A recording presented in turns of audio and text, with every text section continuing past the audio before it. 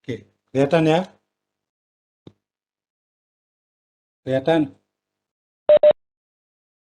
Dan Ya. dok,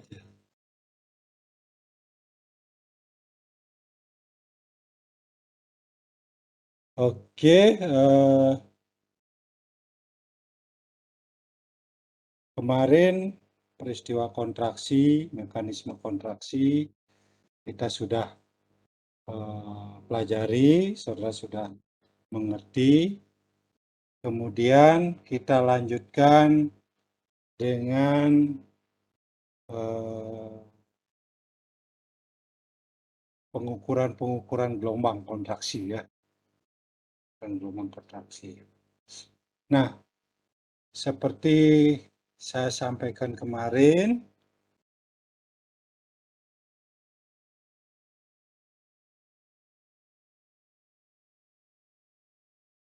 bahwa yang sering dilakukan, dipakai sebagai hewan coba dalam kontraksi otot itu adalah otot betis kodok ya, betisnya. Otot betis bukan otot paha, otot betis. Tahu kan otot betisnya? Itu namanya musculus gastrocnemius ya, musculus gastrocnemius. Saudara bisa catat ya, bisa catat apa yang mungkin penting saya sebutkan nanti, harus catat gitu ya. Kalau merasa kurang penting dan sudah ada di sini, tidak perlu sudah catat. Itu tergantung trik saudara ya, kepintaran, kecerdasan saudara mendengar suara dosen, mendengar omongannya dosen. Jadi kira-kira mana yang ada jangan ribut deh. Kira-kira yang sering ditekankan oleh dosen ya barangkali sering keluar dalam ujian. Oke, nah kenapa otot gastrocnemius ini sering dipakai? Itu punya alasan. Pertama, masih bisa bertahan beberapa jam. Nah, seandainya otot ini dilepas dari betisnya, dilepas dari badannya, itu masih bertahan dia, masih bertahan hidup beberapa jam ya. Selama praktikum itu bisa, kalau kita praktikum 2 jam gitu, masih bisa dia. Nah, kenapa dia bisa bertahan lebih lama lagi? Karena kondisinya, kondisi otot itu bisa kita kontrol ya. Bisa kita kontrol dengan apa? Dengan cara membasahi otot itu dengan cairan yang disebut dengan NaCl fisiologis ya. NaCl fisiologis. Apa itu NaCl fisiologis? Adalah suatu cairan atau larutan yang mengandung kadar NaCl 0,9%. 0,9%. Ya. Itulah cairan fisiologis namanya. Atau sering disebut dengan ringer. Karena ringer juga bisa dipakai. Nah, dengan membasahi setiap saat otot itu, jangan sampai kering ya, itu bisa lebih lama lagi dia hidup. Lebih lama lagi dia hidup. Artinya otot itu masih memberikan respon gitu ya. Hidup dalam arti dia masih mau memberikan respon kontraksi ketika kita beri rangsangan atau stimulasi ya. Oke. Nah, di samping itu otot kodok ini kontraksinya bisa diukur ya. Bisa diukur, panjang kontraksinya bisa diukur. Misalnya dia mempunyai panjang semula berapa, misal 20 cm ataupun 5 cm gitu misalnya. Nanti setelah dirangsang dirangsang, kemudian dia berkontraksi terus-menerus, misalnya dia akan memendek, misalnya ya, kontraksinya bisa diukur. Begitu dirangsang, dia akan berkontraksi, nah kontraksinya ini bisa diukur. Nah, kemudian yang sering digunakan adalah rangsangan listrik. Ya. Gunakan rangsangan listrik. Kenapa rangsangan listrik sering digunakan? Sudah kemarin saya sampaikan ya. Listrik itu bisa diatur voltasenya. Ya. Misalnya voltasenya berapa, 0, sekian atau 2, 1, 220 bisa. Ya. Nah, keunggulan ataupun kelebihan dari otot kodok ini, apabila dia dirangsang sekali kita rangsang, dikasih rangsangan listrik dengan menyentuh itu, dia akan memberikan kontraksi sekali. Kalau 2 kali kita memberikan rangsangan, dia memberikan kontraksi 2 kali. Kalau sekali dirangsang memberikan respon sekali, dan kontraksinya inilah yang disebut dengan simple tweet atau single tweet atau kontraksi tunggal. Kontraksi tunggal. Gimana sih bentuk kontraksi tunggal itu? Nah, kalau kita gambar kontraksi tunggal itu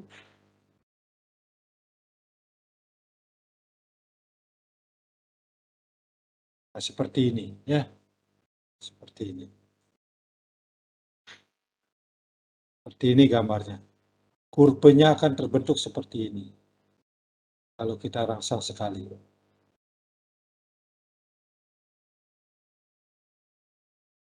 Nah, sebelum ke kurva itu, kembali saya ingatkan, kontraksi otot itu ada 2 ya, kontraksi isotonik dan isometrik. Ya, dan isometrik. Nah, musculus gastrocnemius ini akan apa namanya?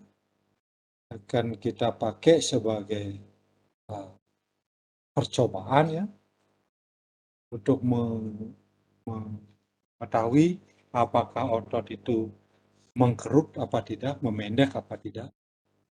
Kalau kontraksi isotonik itu ototnya akan memendek. Ya. Kalau kontraksi isometrik, ototnya tegang tapi tidak memendek. Nah, inilah untuk melihat mengkerut dan memendeknya ini kita menggunakan alat ya, untuk kontraksi otot itu yang namanya hemograf ya, hemograf atau oksiloskop. Oksiloskop ya. Ya. Oke. Nah, kembali ke grafik ini ya. Grafik kontraksi isotonik atau single twitch. Single twitch, kontraksi tunggal. Nah, kalau kita bagi seperti ini, ada titik A, ada titik B, ya, ini titik A, ini titik B, ini titik C, ini titik D, ini titik E. Ya. Kenapa diberikan seperti itu? Saya tanya sekarang, ya. Yang tahu, silakan jawab ya. Tetap saya berikan seperti di kelas C ya, biar sama. Di kelas C cukup aktif mahasiswa yang cukup aktif, banyak sekali yang menjawab, bertanya dan sebagainya ya, banyak sekali. Nah, sekarang di kelas C, di kelas A ini juga saya harapkan seperti itu ya, kelas A ya. Silakan nanti kalau mau jawab atau mau bertanya, sebutkan nomor begininya ya, nomor NIM terakhirnya, 3 terakhir. Nah, sekarang saya tanya, otot akan berkontraksi kalau ada stimulus atau ada rangsangan ya, rangsangan saraf tentunya ya, rangsangan saraf. Nanti untuk memperjelasnya di kuliah saraf nanti lebih mantap saudara, lebih ini ya. Ini aja dulu. Otot akan berkontraksi apabila ada stimulasi dalam hal ini saraf. Nah, kalau titik A ini kita mulai kontraksi, kita mulai stimulasi pada titik A ini. Kita mulai begitu diberikan rangsangan ototnya, apakah otot itu akan langsung berkontraksi apa tidak? Siapa yang bisa jawab?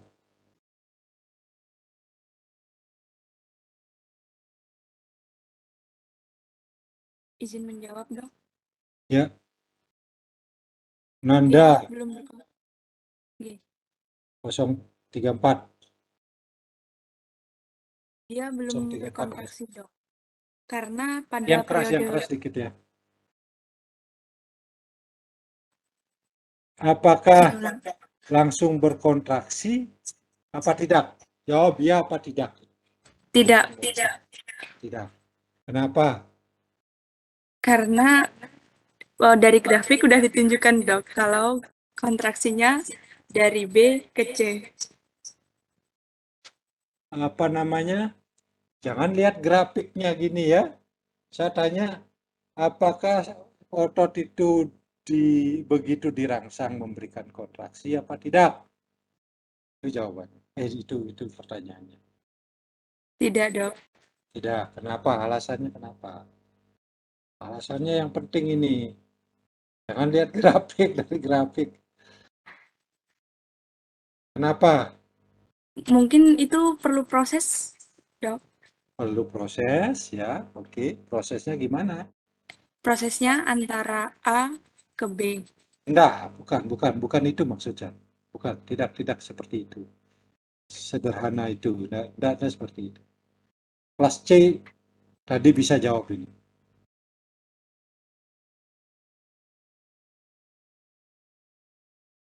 Kenapa?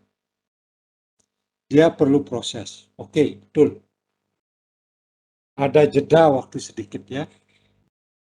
Begitu dirangsang, otot akan memberi jeda sebentar, kemudian baru dia akan memberikan respon kontraksi.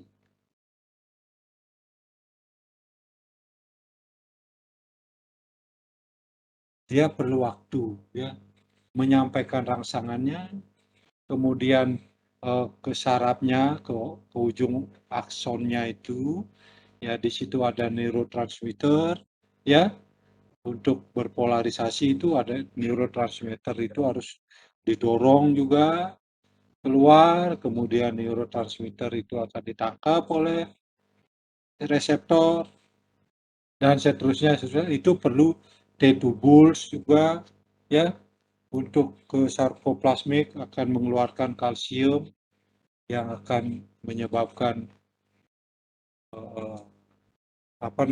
kontraksi. Kalsium mengaktifkan filamen aktin, menempel di troponin. Itu lupa kamu. Nah, itu diingat lagi ya, dipelajari lagi itu. Nah, itulah yang perlu waktu sebentar ya. Begitu juga. Nah, itu tergantung ya, tergantung. Maka dari itu, jeda waktu atau periode waktu dari mulainya otot dirangsang ya sampai otot memberikan respon kontraksi itu namanya periode laten ya, laten period. Nah, sekarang saya tanya, apa itu laten period?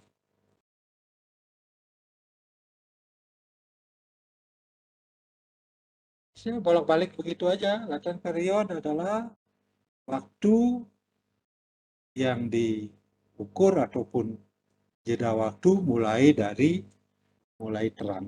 dirangsang sampai otot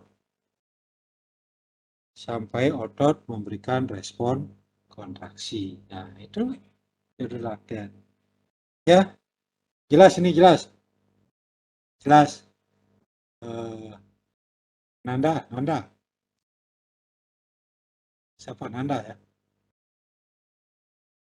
Nah, ya. Jelas ya? Jelas. Artinya dia jawabannya tidak. Periode laten, waktu mulai dirangsang sampai dia menimbulkan kontraksi. Gitu simpelnya ya. Nah, kemudian dari B ke C itulah periode kontraksi. Dia akan kontraksi. Nah, C ini adalah puncak kontraksi. Kontraksi maksimal namanya ya.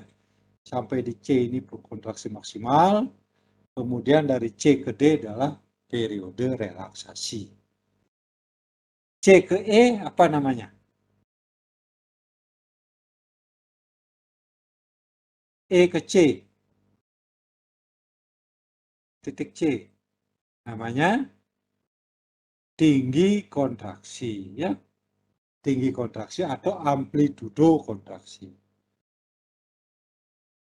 Nah, apabila otot itu dirangsang kuat ya, dirangsang kuat, maka respon kontraksinya pun akan kuat.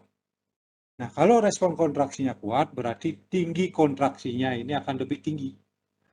Ya, lebih tinggi dia. Amplitudonya akan lebih tinggi. Nah, B ke E itu adalah panjang kontraksi, E ke D adalah panjang. Kalau E ke D panjang apa?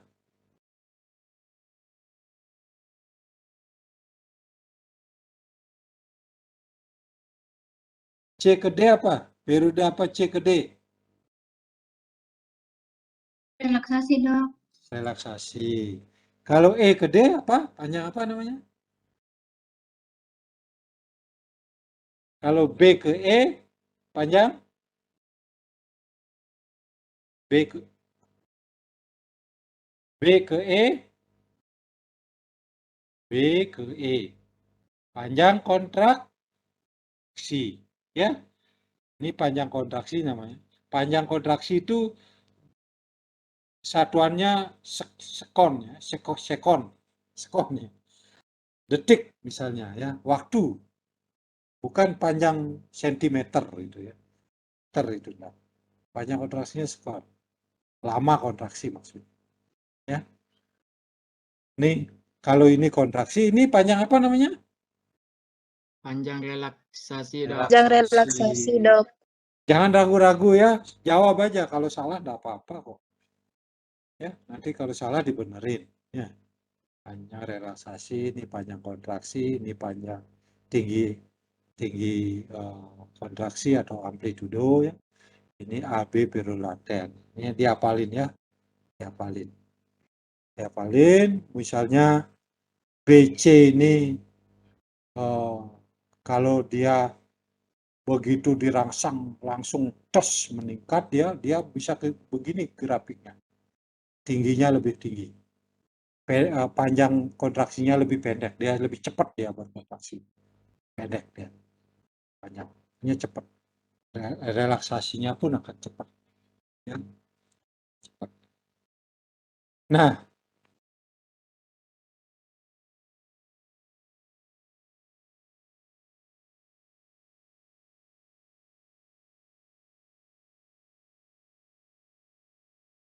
kontraksi isotonik tadi ya, itu sangat dipengaruhi oleh satu, otot dalam keadaan fatik, payah.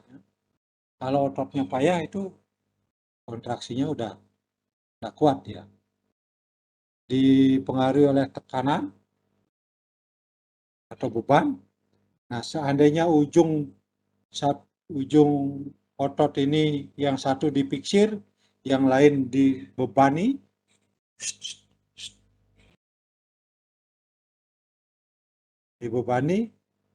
maka tergantung berat bebannya, itu merupakan tekanan. Kalau makin berat bebannya, makin pendek kontraksinya, tinggi kontraksinya ya. Seperti contoh ini. juga temperatur. Ya. Nah, ini contoh gambar kurve dari kurve kontraksi otot yang single twitch, ya, yang dimana yang A ini warna apa ini? Nah, pink apa ini? Nah, ini adalah otot normal, di mana kondisi ototnya adalah segar, ya, segar. Maka begitu dia dirangsang, dia cepat memberikan respon kontraksi. Cepat memberikan respon kontraksi. Artinya apa? Periode latennya pendek. Periode latennya pendek. Begitu dia diberikan respon, diberikan rangsangan, langsung dia memberikan respon. Lebih cepat dia. Jedanya lebih pendek. Maka periode latennya lebih pendek. Nah, sementara yang B ini, ya, yang B yang biru, ini dalam keadaan fatigue, dalam keadaan lelah. Otot sudah lelah dirangsang atau apa, seperti ini gambarnya, agak landai. Nah, kalau dia fatigue berat, dia capek, akan sangat landai. Jadi dari sini kita bisa lihat, ya, dari titik rangsangan ini kita bisa lihat periode latennya akan makin bertambah, akan makin lambat. Ini lebih cepat, yang A, yang B lebih lambat, yang C malah lebih lambat lagi. Ya, jelas ya? Itu dulu. Nanti kalau otot ini sudah capek sekali, fatigue berat, kadang dia mengkerut, tidak mampu mencapai panjang semula. Inilah yang disebut dengan peristiwa kontraktur, di mana otot tidak mampu mencapai panjang semula pada saat relaksasi. Otot dalam keadaan relaksasi tetapi tidak mampu mencapai panjang semula. Jelas ya? Oke.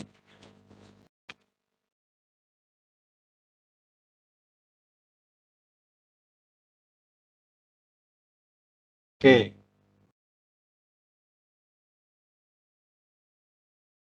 Nah, ini keterangannya dikit, ya.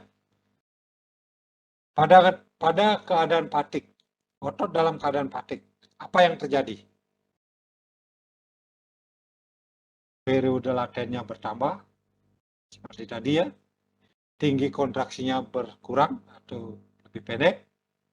Waktu relaksasinya bertambah lama atau panjang. Lambat sekali dia mencapai relaksasi, ya. Mencapai panjang semula atau lambat sekali.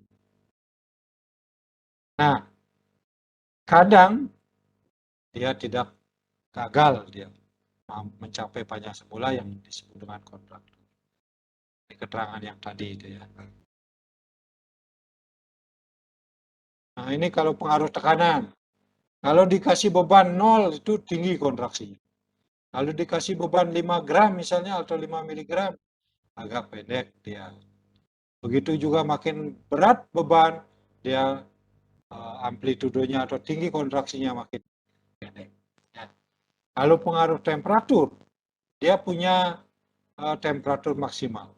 Otot itu kalau kita tetesi terus, ya, tetesi dengan ringer hangat ataupun larutan fisiologi yang agak hangat, ya, hangat-hangat, suam-suam buku gitu, dia akan lebih kuat dia. Artinya temperatur akan meningkatkan kontraksi otot. Temperatur akan lebih meningkatkan kontraksi otot atau memberikan kemampuan lebih daripada otot itu sendiri, ya. Tapi dia punya tinggi temperatur optimal, ya, 35 gitu, 38 misalnya. Kalau di atas itu dia tidak akan mampu, matang dia, ya, ototnya matang, bukan mati tapi matang. Diam, ini sana.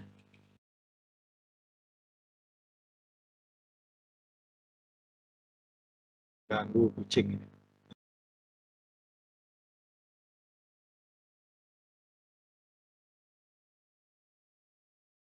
Jelas ya?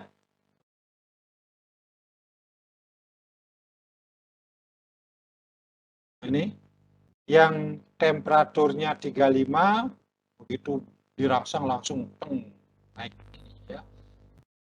25 sampai di sini. Kalau 5 malah tambah pendek ya. Seperti itu. Nah, otot akan berkontraksi kalau dia ada stimulasi atau rangsangan. Ya, rangsangan.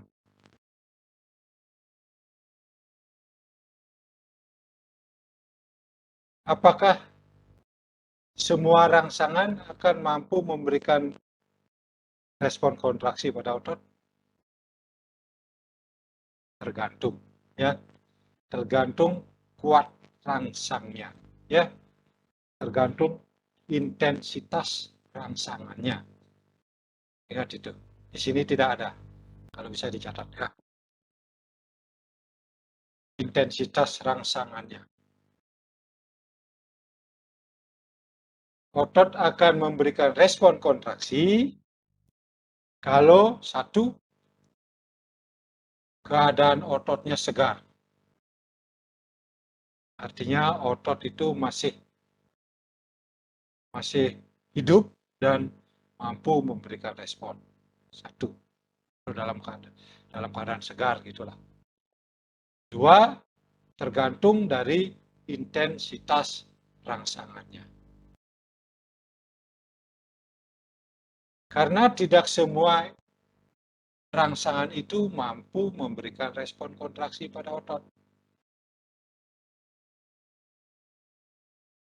Tidak semua rangsangan akan mampu menyebabkan otot memberikan respon kontraksi. Nah, kalau kita bagi intensitas rangsangannya itu ada 5 ya. Ada 5.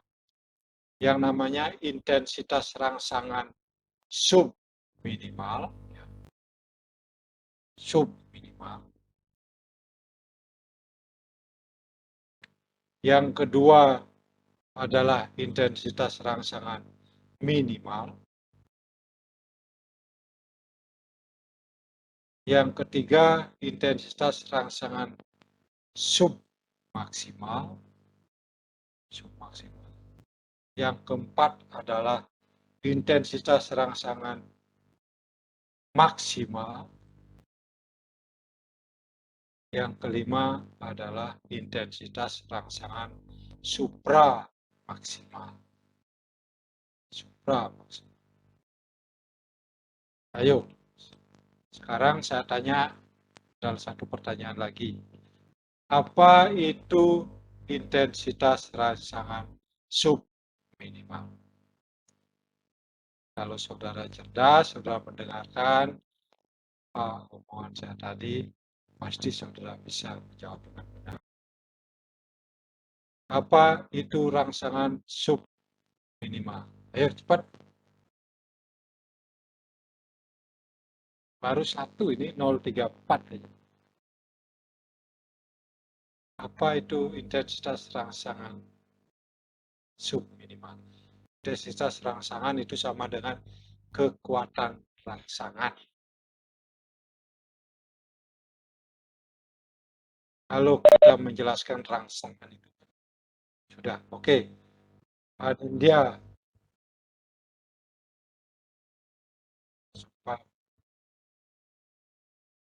rangsangan subminimal adalah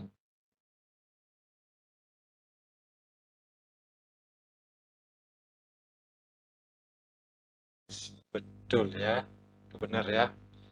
Jadi intensitas rangsangan subminimal adalah intensitas rangsangan yang belum mampu menyebabkan otot memberikan respon kontraksi. Sama dengan kamu, kalau dicubit dikit aja kan tidak apa-apa, dong.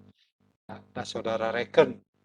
Tapi coba kalau dicubit banyak, keras misalnya, atau ditusuk pakai benda tumpul, kira-kira ballpoint lah misal, atau pensil lah. Besok kaget kan? Itu berkontraksi ototnya. Tapi kalau disentuhkan dikit aja kan tidak apa-apa. Jadi karena otot itu belum menerima rangsangan yang sesuai, ya, sesuai batasnya. Itu jelas ya? Jelas ini. Ini tanda apa di atas ini ya?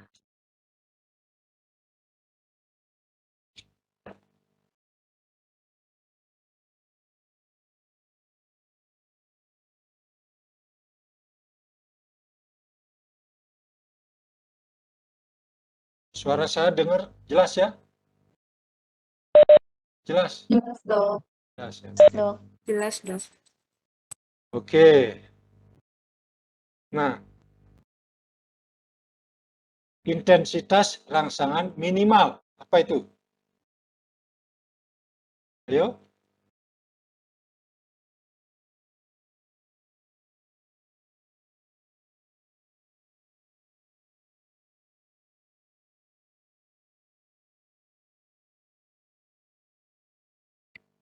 Minimal apa?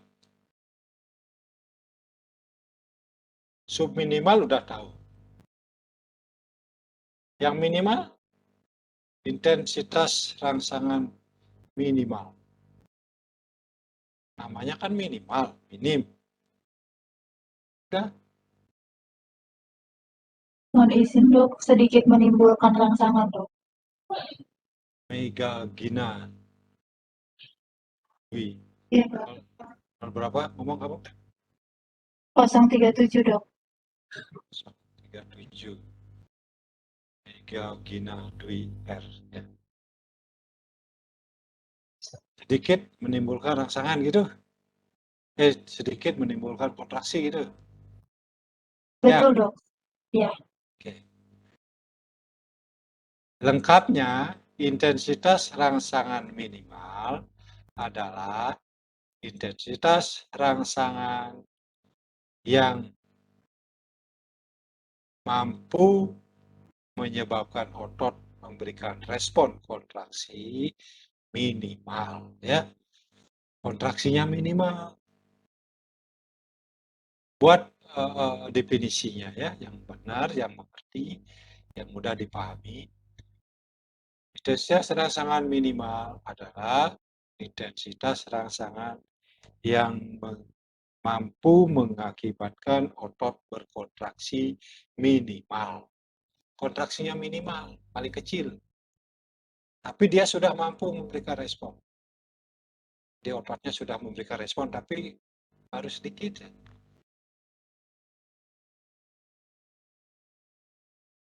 Kenapa yang sedikit intensitasnya yang kecil, kok dia tidak mampu memberikan respon kontraksi atau memberikan respon kontraksi yang sangat sedikit, kecil? Kenapa? Aduh.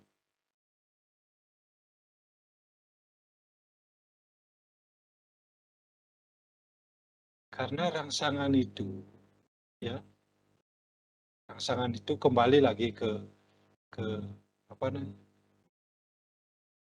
muscular junction itu ya, muscular junction itu kembali lagi. Kalau rangsangannya sedikit, maka kecil sekali aksi potensial yang muncul.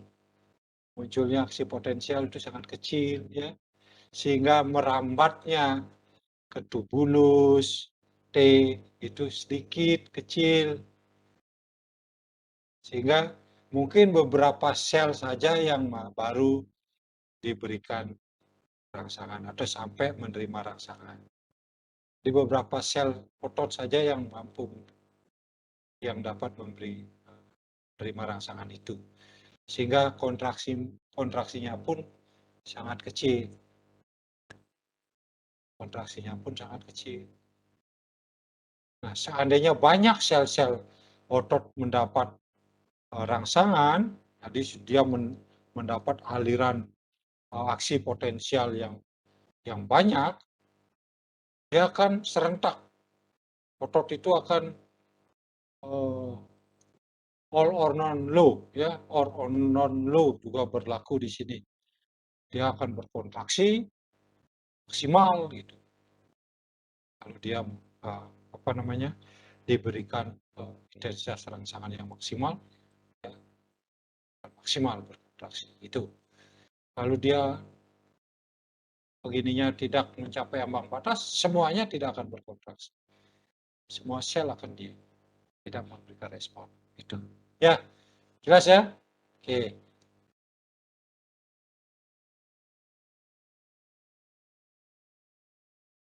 Kita lanjut ke tetanus ya. Tetanus. Sambil ingat-ingat ya, mungkin saya lupa menyampaikan. Kemudian kamu yang ingat bertanya, oh, kalau begini gimana, kalau begitu gimana. Tanya aja ya, langsung. Saya apa namanya?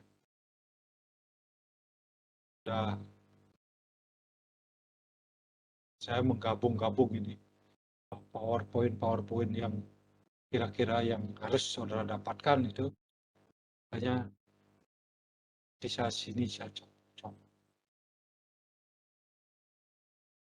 Nah, sekarang tetanus ya. Tetanus. Ada yang tahu apa itu tetanus? Tetanus sama dengan kejang otot ya. Kejang otot berkontraksi terus-menerus. Sesungguhnya itu adalah merupakan penggabungan kontraksi ya. Penggabungan kontraksi atau summasi. Artinya begini, coba perhatikan gambar ya. Perhatikan gambar. Nah, di sini saudara memberikan rangsangan. Tanda panah ini rangsangan. Begitu dirangsang, otot akan memberikan kontraksi maksimal. Kontraksi sesuai dengan kekuatan rangsang sampai di sini.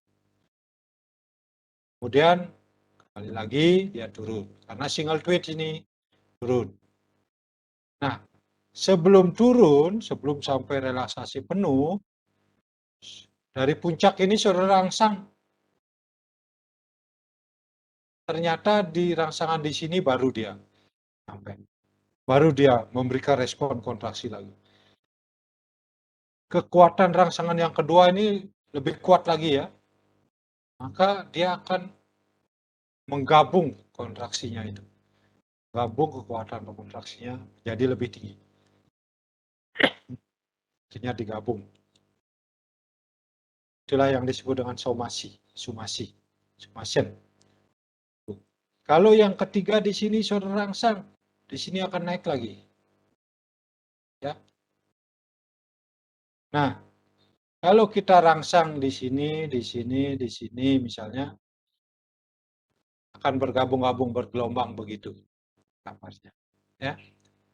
Nah, pada saat di puncak dia, puncak maksimal, dirangsang, dia tidak memberikan respon kontraksi. Rangsang dengan kekuatan penuh atau lebih, juga dia tidak memberikan respon kontraksi. Di daerah ini dia tidak akan memberikan respon kontraksi.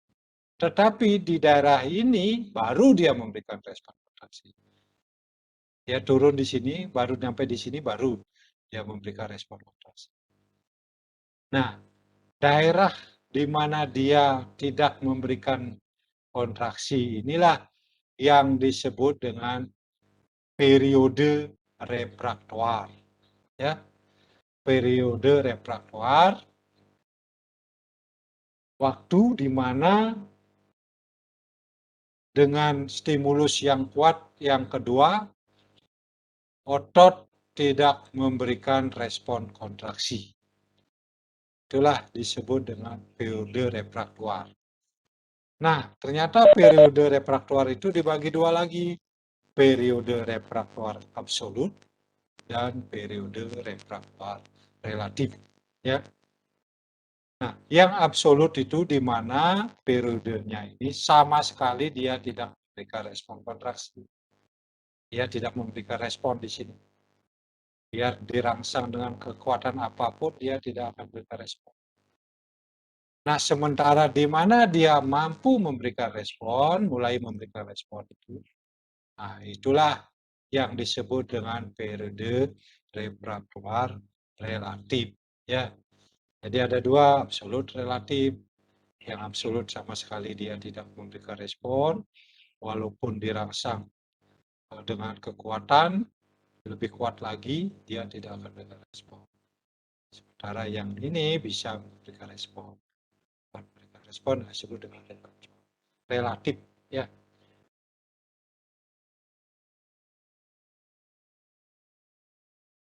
Seperti ya, periode refraktoar absolut dan periode refraktif. Ya. Nah, sekarang kalau kita hubungkan dengan kontraksi tetanusnya, di mana tadi adalah cuma penggabungan kontraksinya. Nah, sekarang kalau kita gabung-gabung kontraksinya, seperti pada gambar ini, di sini kita rangsang, di sini kita rangsang juga, di sini kita rangsang. Dia akan bergelombang begitu ya, bergelombang begitu. Bergelombang. Itu yang disebut dengan incomplete tetanus. Tetanus yang tidak komplit. Complete tetanus.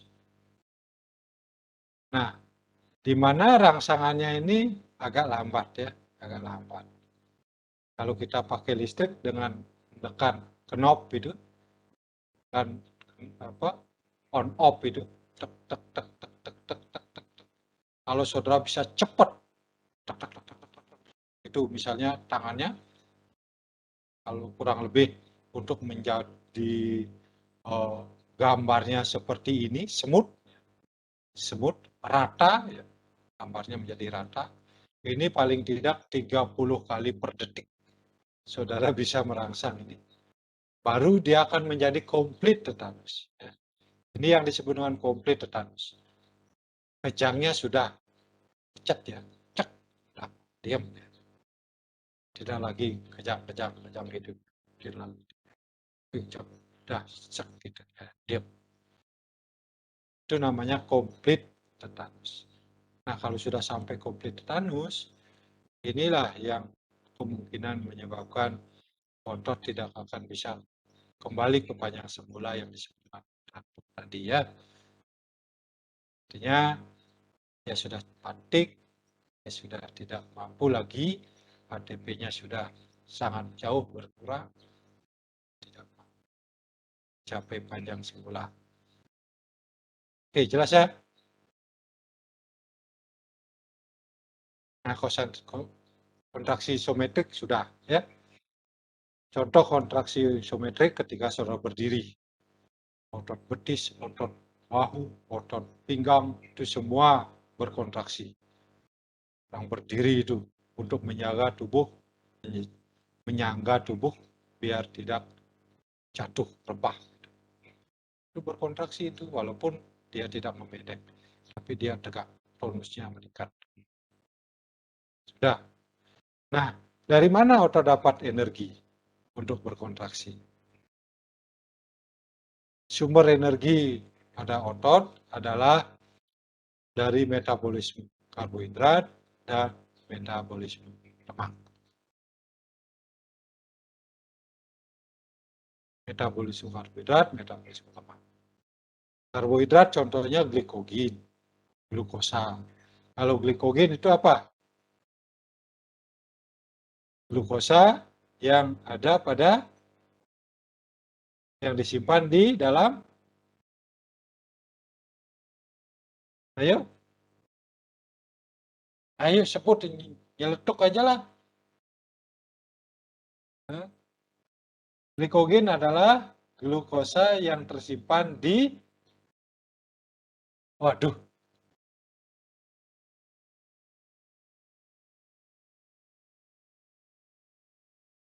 Karbohidrat glikogen bukan dok. di mana? Karbohidrat bukan dok. Ini glikogen kan karbohidrat. Karbohidrat itu terdiri dari glukosa kan? glukosa. Nah, glukosa yang disimpan di mana disebut dengan glikogen? Di daging, ya. Di otot, ya, di daging. Tuh, kalau dia di darah itu namanya glukosa. Nah, ini di metabolisme glikogen, glukosa di metabolisme menjadi glukosa 6-fosfat, kemudian menjadi asam pilpat, dan selanjutnya menjadi CO2 dikeluarkan melalui paru, darah H2O dikeluarkan melalui urin atau keringat, ya, plus 8 mol ATP, ya. 8 mol ATP ini mungkin tergantung dari banyaknya glukosa yang di metabolisme, ya. Kalau banyak metabolisme karbohidrat, maka mol ATP-nya ini akan lebih banyak, ya.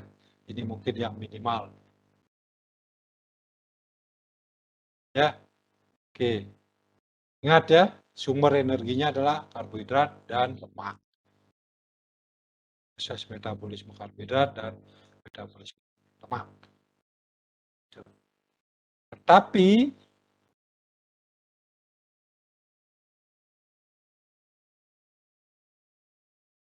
sekarang itu karbohidrat. Sekarang lemak. Lemak juga demikian. Dioksidasi melalui siklus asam sitrat. Kemudian menjadi asam laktat. Asam laktatnya akan dioksidasi menjadi CO2, H2O, dan glikogen. Nah, glikogen ini dimetabolisme lagi, ya, atau disimpan di otot atau di daging, ya. Jadi sewaktu-waktu dibongkar kalau kita perlu energi. Nah, asam lemak atau asam lemak ini, kalau saudara banyak lemak itu, ya, lemak itu, untuk pembongkaran lemak ini lumayan lama. Apa sebab? Karena dia melalui siklus asam sitrat, siklus Krebs itu. Siklus Krebs, lama. Kemudian jadi asam laktat dulu, baru dioksidasi menjadi glikogen. Glikogen pun belum, ya. Dia masih menjadi sumber, ya, disimpan di otot. Maka dari itu orang gendut itu agak lama juga. Kalau dia dilatih ototnya, lemaknya dibongkar misalnya, lumayan waktunya untuk jadi lebih kurus gitu, ya. Maka dari itu secara rutin, latihannya secara rutin. Nah, energi yang dipakai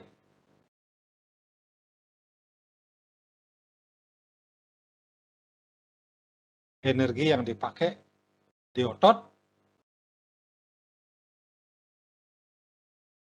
adalah ATP, ya. Jadi bukan karbohidrat, bukan glikogen, bukan lemak. Yang langsung dipakai adalah ATP.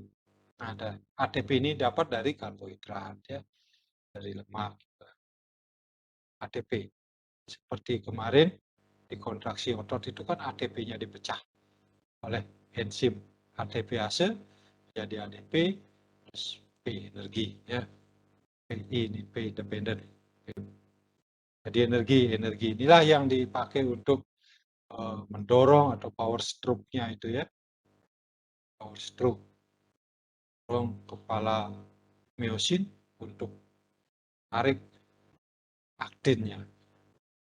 Nah, kemudian ATP dibentuk dari apa?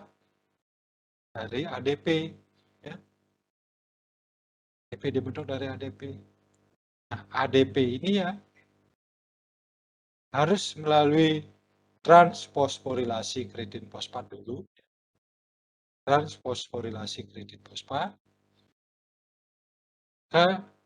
dia akan membentuk ATP dan keratin fosfat. Nah, dia menjadi ATP, dan ATP ini akan disimpan di mana? Di mana terjadi penyimpanan ATP? Ada yang tahu?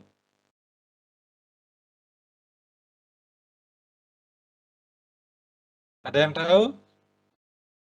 Di mitokondria, ya.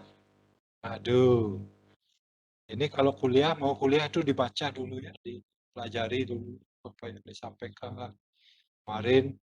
Coba baca itu. Kalau tidak begitu, saudara tidak akan bisa bagus nilainya kalau gitu. Saya sudah tua ya, tapi dulu waktu saya masih muda seperti Anda itu, ya rajin sekali belajar itu. Semester 1, semester 2, semester 3, semester 4 tuh rajin sekali belajar. Nah, semester atas itu udah mulai kena pengaruh lingkungan gitu. Tapi tetap belajar, ya. Tetap belajar. Oke. Nah, saya ingatkan kembali ya, bahwa otot akan berkontraksi kalau ada stimulasi saraf dari otot. Nah, dikatakan otot dan saraf ini adalah membentuk suatu keesaan fungsional.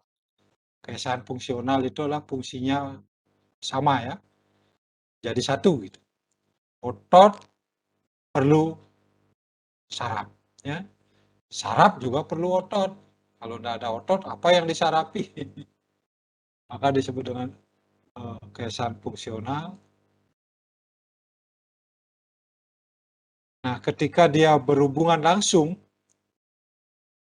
saraf ini dinervasi oleh otot ini dinervasi oleh saraf, ya. Nah, inilah yang disebut dengan neuromuscular junction, ya. Hubungan neuromuskuler. Namun ujung-ujung sarafnya itu, ujung-ujung aksonnya yang menempel di otot, itu yang disebut dengan motor unit, ya. Motor end plate, ujung-ujungnya. Ujung-ujungnya itu motor end plate namanya, ya. Tetapi kalau dia bersatu, sudah bersatu, satu ini itu namanya satu motor unit. Jadi satu motor unit, ada saraf, ada otot. Ada saraf, ada otot. Nah, itu satu motor unit. Nah, kalau ujung-ujung aksonnya ini disebut dengan motor end plate. Nah, ini yang motor end plate. Ini. Sama seperti kemarin-kemarin. Ini ujung akson. Ini sarafnya ya. Ini apa namanya? Ototnya ini. Sudah saya jelaskan ini panjang lebar kemarin ya. Acetylcholine itu. Nanti saudara pelajari ya.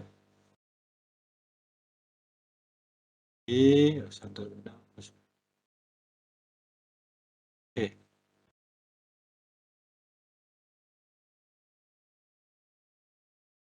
Ini sama juga. Sama juga cara menjelaskan. Ini udah. Nah, ini yang belum. Oke, sebelum kita ke pengaruh kerja dan latihan, ada pertanyaan dulu. Ada pertanyaan. Apa yang saya sampaikan tadi? Izin bertanya, Dok. Ya. Kan tadi, Dok, pada slide tentang kontraksi otot isotonik, kan di situ ada pengaruh tentang salah satu pengaruh kontraksi otot, yaitu ada keadaan fatigue atau payah. Nah, maksudnya Dok, kontraksi otot payah itu maksudnya ototnya tuh dia mati atau payah dalam menerima rangsangan atau gimana ya, Dok? Artinya saudara belum belum paham tentang apa itu otot patik ya. Nah, yang disebut dengan otot patik atau payah itu adalah otot yang sudah lama dikerjakan atau otot yang sudah sering mendapat rangsangan. Ya, dia karena dirangsang terus ototnya atau dikerjakan terus ototnya, dia payah. Pada saat itu dia payah kan? Payah dalam artian otot itu patik dengan ciri-ciri apa? ATP-nya sudah berkurang, ya. Responsibility-nya sudah menurun, konduktivitasnya sudah menurun. Ya. Untuk menjalarkan rangsangan dari saraf itu juga sudah menurun. Itu namanya konduktivitas. Itu menurun. Nah, kalau sudah menurun, kalau dirangsang lagi, dia akan memberikan respon, tapi lambat. Sehingga periode laten periodnya akan bertambah lama. Kemudian kontraksi yang ditimbulkan akan rendah, tinggi kontraksinya akan pendek, periode kontraksinya akan panjang, relaksasinya pun akan panjang. Itu. Jadi otot yang patik itu dia masih mampu memberikan respon tapi lambat karena ATP-nya sudah turun, dia konduktivitasnya sudah turun, patik dia, lelah. Saudara aja kalau dalam keadaan lelah disuruh angkut barang lagi pasti lambat reaksi saudara ya. Pasti duduk dulu sebentar, baru berangkat. Itu pun kalau takut sama yang perintah. Jelas, Akila? Jelas ya? Oke. Nah, kalau patik berat gimana? Akila? Patiknya ada ringan, ada berat. Kalau berat gimana? Apakah kemungkinan dok ototnya akan mati gara-gara kekurangan ATP atau gimana dok? Kita tidak mau berbicara mati dulu ya. Dia kalau berat memberikan respon kontraksinya lama, ya lebih lama lagi, gitu ya. Dia masih bisa memberikan respon, tapi lama, ya periode latennya akan tambah panjang lagi. Itu kalau berat ya. Nah, lama-kelamaan ya akan mati juga sih kalau memang ototnya sudah dilepas misalnya. Kalau otot sudah dilepas, mati. Tapi kalau otot masih hidup, misalnya otot betis pemain sepak bola gitu misalnya. Kalau patik dia diberi apa namanya? Diberi kompres saja dia dikasih itu udah kembali lagi dia. Itu ada suplai apa namanya? ATP juga berikan itu. Itu loh, Akila, ya. Oke. Ada lagi? Izin bertanya dok. Ya, siapa? Pilih dok. Saya Ayo, dok, ayo. Nanda Octavia. Mana ini? Nanda lagi? Jangan Nanda juga. Izin bertanya dok. Yang lain. Saya dok, Ya, kalau oke, gitu dok. bertanya. Kalau bertanya, oke. Nanda dulu, Nanda. Izin bertanya dok. Ya. Kan terkadang saat kita duduk atau saat kita lari tiba-tiba di ulu hati itu terjadi kontraksi. Nah itu termasuk kontraksi atau termasuk apa ya dok? Lari, Enggak pada dok. saat lari ya. Ya, itu kontraksi itu. Itu kontraksi juga. Ya, kadang-kadang lambung di kanan itu sakit ya. Yang di kanan itu bukan lambung. Lambung kan di kiri. Di kanan itu hati itu. Sudukan istilahnya sakit tuh. Ya, itu karena kontraksi. Atau karena suplai ATP-nya juga dari ininya ya, dari ya, banyak reaksi kimia pada saat kita berkontraksi. Metabolisme juga terjadi di situ untuk mensuplai ATP, ya. Itu Berarti itu kontraksi itu. masuk kontraksi isometrik ya, Dok? Prinsipnya kalau dia itu tidak memendek, itu isometrik. Itu aja dipegang.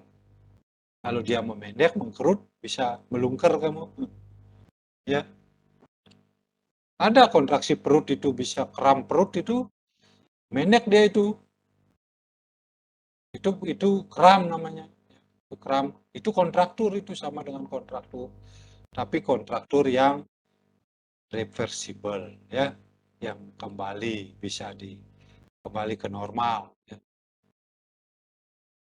Yang irreversible bisa jadi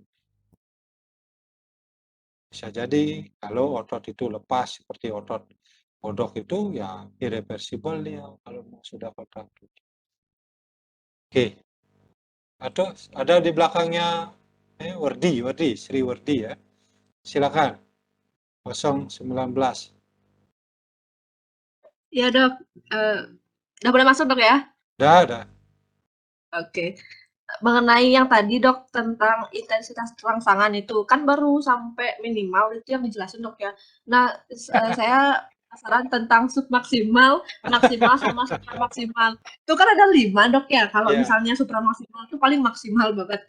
Nah kalau submaksimal tuh gimana pengertiannya dok? Biar lebih jelas gitu dokter yang jelasin. Ya.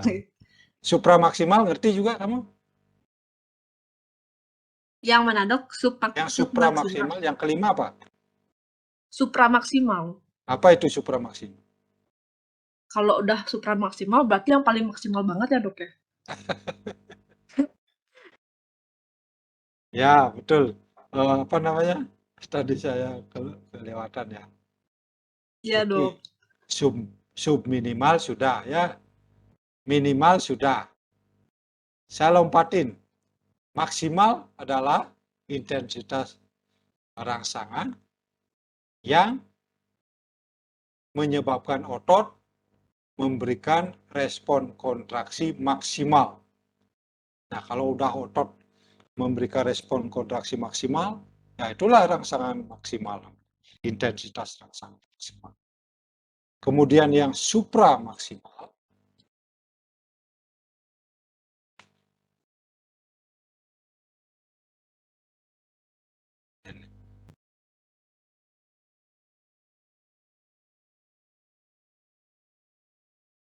Swastiastu.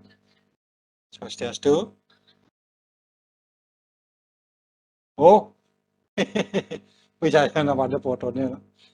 Ya nanti. Sebentar. Yang sedang uji nih, sedang uji kuliah. Niki jak ibu nih,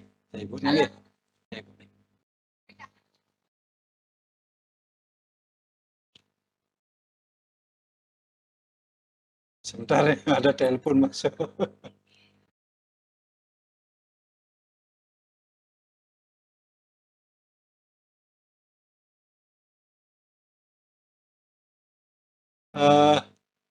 Sampai di mana tadi? Kontraksi maksimal ya. Maksimal sudah ya? Sudah. Halo, ngomong dong. Sudah dok, sudah. Sudah, Dok. Sudah dok, sudah. Ya. Nah, sekarang supra maksimal ya. Intensitas rangsangan supra maksimal. Nah, intensitas rangsangan yang ditingkatkan dari maksimal itu ya lebih tinggi lagi dari maksimal. Tetapi otot tidak akan memberikan respon kontraksi yang lebih. Respon kontraksi yang lebih ya. Tetap dia memberikan kontraksi sampai maksimal. Nah, intensitas yang lebih besar dari maksimal inilah yang disebut dengan supra maksimal. Ya, supra maksimal. Jadi walaupun ditingkatkan intensitasnya, kontraksinya tetap di maksimal. Di maksimal itu aja, tidak bisa naik-naik lagi. Jelas ya, Sri? Jelas, oke. Nah, Jelas, sekarang Submaksimal kamu definisikan sendiri ya, cari ya. Definisikan sendiri submaksimal. Ya namanya submaksimal kan setelah minimal ya bisa ditingkatkan lagi dikit, ditingkatkan lagi dikit, ditingkatkan lagi dikit sampai dia maksimal. Nah, sudah maksimal itu ya di antara minimal dan maksimal inilah yang disebut dengan submaksimal. Nah, ini kenapa tidak diberikan definisi? Karena disinilah biasanya kita memakai intensitas untuk praktek, untuk perangsangan. Ya, kita menginginkan kontraksinya kan lebih meningkat kan itu. Maka dari minimal kita mulai, yang dari minimal lebih tinggi dikit lah. Kita mulai sehingga kontraksinya akan lebih naik lagi. Kita ukur. Kalau intensitasnya dinaikkan lagi sekian, dia akan naik lagi kontraksinya, bisa diukur, kan gitu. Nah, sampai maksimal dia sudah segitu maksimalnya tinggi kontraksinya. Sehingga di submaksimal ini banyak menemukan tinggi kontraksi. Tergantung intensitasnya, dari minimal sampai ke maksimal itu kan jauh gitu. Lebar gitu ya. Nah, sehingga naik gitu. Itu dipakai. Nah, kalau belum sudah maksimal kita pakai untuk ini, nanti untuk meningkatkan kontraksinya nggak bisa. Itu. Nanti untuk kita mencari kontraksinya meningkat itu nggak bisa. Karena kalau kita tingkatkan lagi dari maksimal ke supramaksimal, dia tidak akan naik lagi ininya. Naiknya tinggi kontraksinya. Itu ya. Ya. Oke. Oke. Terima kasih dok penjelasannya dok. Ya. Nah, ini sekarang saya lanjutkan ya. Ini kasihan yang dapat tugas ini ya. Pengaruh kerja dan latihan nanti bisa saudara carikan lagi di referensi-referensi lain ya. Ini hanya sedikit aja. Nah, ketika otot itu dikerjakan atau dilatih, ada yang suka gym di sini, nge-gym, cowoknya mungkin, cowoknya nge-gym, kalau ceweknya zumba ya, ceweknya zumba. Kalau zumba tidak akan membesarkan otot ya, tapi ya paling enggak apa istilah, ototnya akan tetap bugar, ya, bugar. Nah, kalau otot itu dikerjakan terus-menerus dan dilatih terus-menerus, ini kita tidak berbicara otot patik ya, tidak berbicara otot patik. Ini berbicara orang ataupun anjing, ya, pemburu atau anjing dilatih itu, ya. Latih, ya. Nah, ketika otot itu dikerjakan atau dilatih, maka apa yang terjadi? Akan terjadi peningkatan. Otot itu akan meningkat. Meningkat apanya? Ukuran dan kekuatan ototnya. Ukurannya akan meningkat. Artinya lebih besar. Ya. Pernah lihat orang nge-gym itu, bodybuilding itu, Ade Rai gitu misalnya ya. Ade Rai. Itu, bodio itu makan telur sehari itu bisa 20 butir. Gitu. Belum susunya gitu. Nah, itu makanya bentuk otot begitu, ukuran. Nah, kalau ukuran ototnya meningkat, apa yang terjadi sebenarnya dalam otot? Dia bertambah sel otot, apa bertambah massa otot, apa gimana? Ada yang tahu? Mungkin massa otot, dok? Massa otot? Apa itu massa otot? Sel ototnya tidak bertambah? Sel ototnya tidak bertambah? Ya orang lu ukurannya tambah gede kan, sel ototnya kan bertambah toh. Ya, bertambah enggak?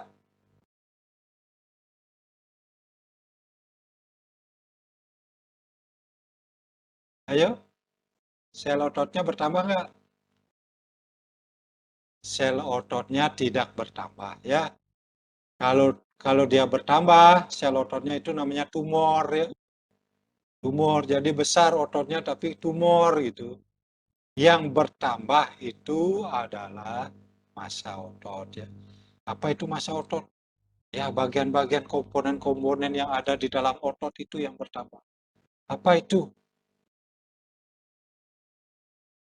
Dinding otot namanya sarkolema. Ya, dinding sel otot namanya sarkolema. Ya, ada yang membantah? Dinding sel otot namanya apa? Sarko?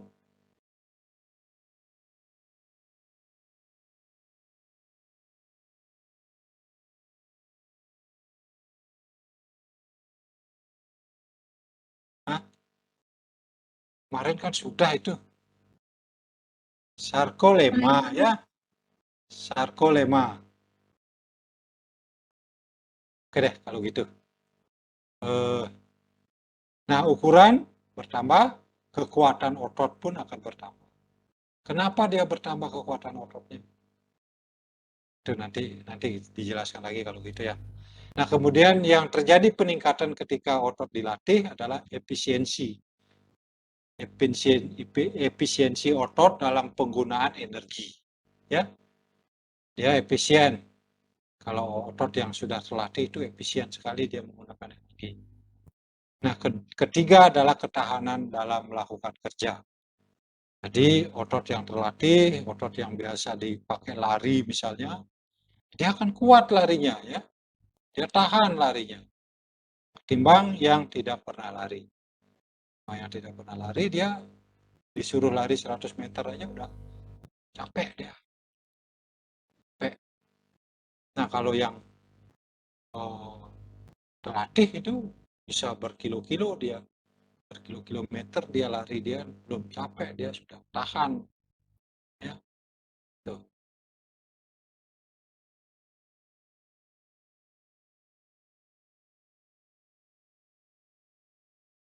Nah, kembali lagi, ukuran dan kekuatannya bertambah. Ya. Ukurannya akan lebih besar, ukuran yang lebih besar itu disebut dengan hipertrofi. Ya. Hipertrofi. Apa itu hipertrofi? Nah, otot dia punya ukuran standar ya. Nah, kalau karena latihan, dilatih, maka otot itu akan membesar. Nah, itu namanya hipertrofi. Ya. Kemudian yang meningkat adalah bukan selnya, tapi sarkoplasmanya. Ya. Tadi dindingnya disebut sarkolema, sitoplasmanya, cairan di dalam selnya disebut dengan sarkoplasma. Nah, di dalam sarkoplasma ini banyak terdapat komponen-komponen, depot-depot nutrisi, ataupun energi-energi di situ ada di sarkoplasma ya. Ion-ion di situ banyak untuk mempertahankan kekuatan otot ataupun hidupnya otot itu, maka zat-zat yang diperlukan itu disimpan di sarkoplasma.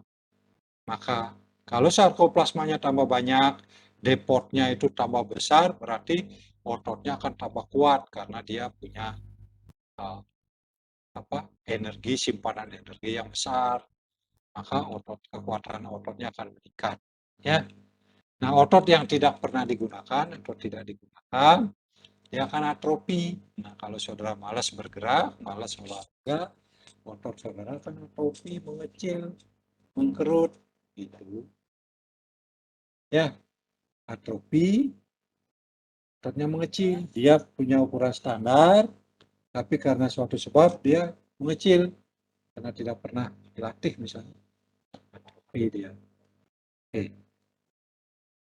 Nah, efisiensi. Yang dimaksud dengan efisiensi itu adalah seperti tadi, otot akan menghabiskan energi yang lebih sedikit, ya, efisien, ya, lebih sedikit daripada yang tidak terlatih. Kalau saudara disuruh lari 100 meter sudah ngos-ngosan. Sementara yang terlatih itu belum. Yang ngos-ngosan ini adalah perlu oksigen, ya. Orang ngos-ngosan itu karena paru-parunya kembang kempis, ya. Apa itu tujuannya adalah memompa CO2 menarik oksigen, kan. Kalau sudah ngos-ngosan berarti dia perlu oksigen. Nah, ini disebabkan karena apa efisiennya ini? Karena sudah terjadi koordinasi antara neuromuskuler, saraf dan otot yang lebih baik, ya, lebih baik.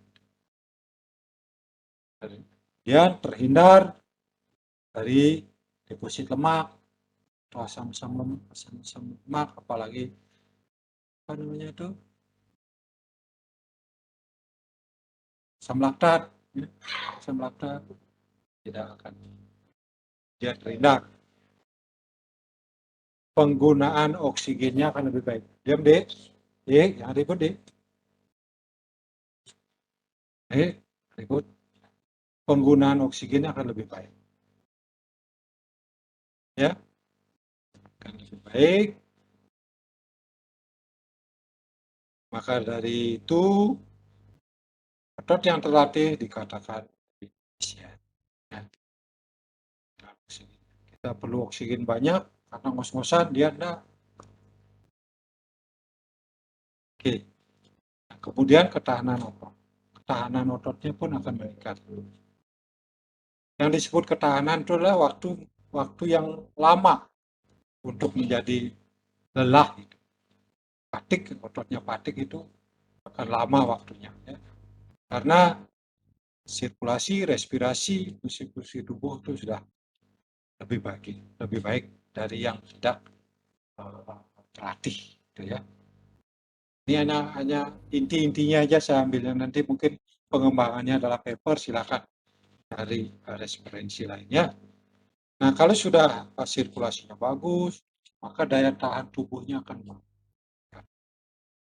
Dia tahan tubuhnya dari penyakit atau apa, itu lebih tahan. Nah, inilah yang dicari oleh rekrut tentara, polisi itu, ya, cari yang mencari-cari polisi, tentara itu. Indikasi kesehatan ototnya dilihat dari situ. Disuruh lari, kuat nggak dia lari? Kalau kuat berarti ototnya sudah bagus.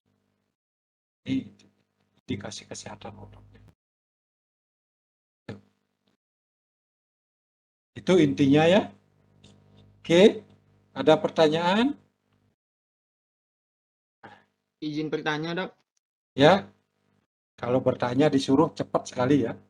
Cepat sekali bertanya. Dimas, oke, 017. Tadi kan dikatakan bahwasanya intensitas rangsangan itu ada Dulu beberapa, kembali kan, ke Dok? rangsangan ini, ya.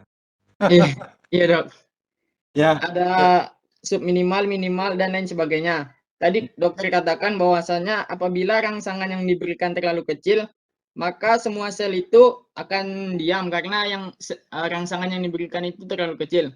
ya. Jadi bagaimana ketika kita memberikan rangsangan yang kecil tetapi dalam keadaan tiba-tiba, kan otomatis kita akan terkejut, begitu, Dok. Nah, itu bagaimana, Dok? Kembali lagi, ya, pengertian. Rangsangan kecil dia tidak akan menyebabkan respon kontrasi. Kalau dia sampai menyebabkan terkejut, berarti itu rangsangannya besar itu. Sudah besar intensitasnya itu sampai dia menyebabkan terkejut, kaget. Sebuah kaget itu refleks itu ada kerja otot berkontraksi di situ. Misalnya menangkis ataupun mengapain itu, atau menghindar, itu gerak refleks itu otot yang bekerja. Nah, otomatis di situ ada rangsangan yang kuat. Nah, kalau dia rangsangannya kecil, jelas dia tidak akan mampu memberikan respon. subminimal. Kalau intensitasnya subminimal, dia tidak akan memberikan respon.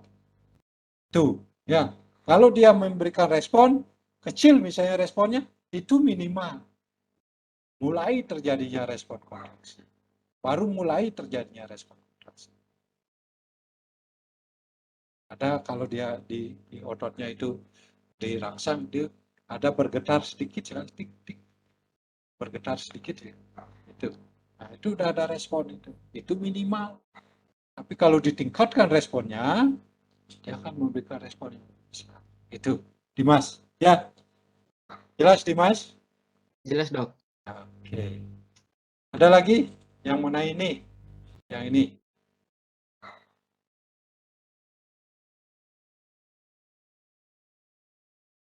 Ya, sekarang dari tadi ngomong rangsangan. Apa itu rangsangan? Ada yang bisa memberikan definisi rangsangan? Apa itu stimulus? Apa itu rangsangan?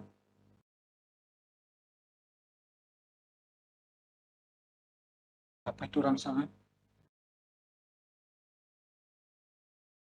Saudara tidak tahu definisi rangsangan, tapi yakin saudara bisa merangsang. Kan itu. Pasti semua bisa merangsang di sini. Mencubit, menekan, menusuk. Apa itu rangsangan? Apakah izin menjawab, Dok? Coba yang gini. Biola. Pen. Apakah rangsangan itu adalah sesuatu yang menyebabkan terjadinya kontraksi? Apakah itu, Dok? Rangsangan adalah sesuatu yang bisa menyebabkan respon kontraksi, berkontraksi. Ya, begitu maksudnya. Kita cari ya.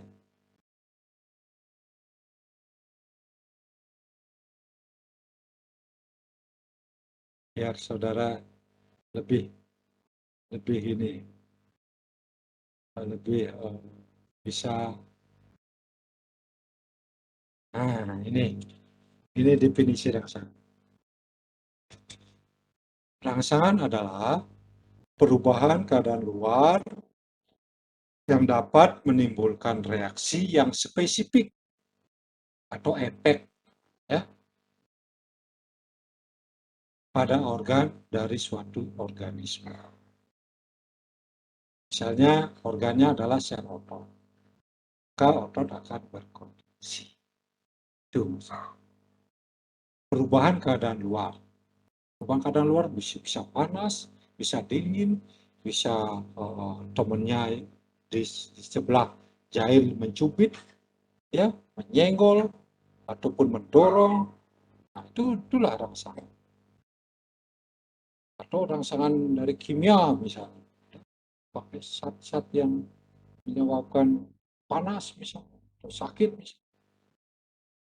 Itu rangsangan. Oke.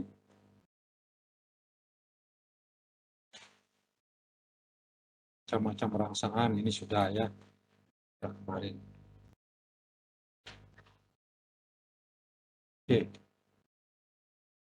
Oke, saya kira otot sudah selesai. Kita lanjutkan nanti minggu depan.